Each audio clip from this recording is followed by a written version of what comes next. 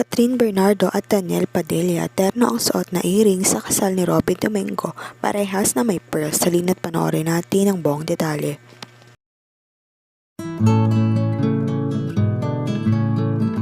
Umattend nga ng kasal ni Robby Domingo ang mag-ex-couple na si Catherine Bernardo at Daniel Padilla. Maraming ABS-CBN celebrities rin ang umattend sa kasal nila. Ngayon nga spotted na terno ang suot ni Catherine at Daniel na hikaw. Parehas itong may pearls.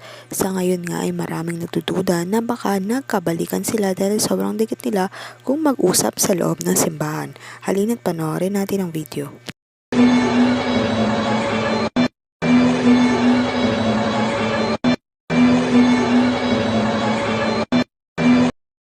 Sa ngayon rin ay naguguluhan ang lahat dahil sabi nga ni God ay no coming back, only moving forward.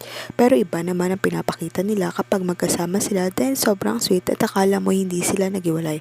Sanay na rin siguro sila maging professional sa isa't isa lalo na sa mata ng publiko.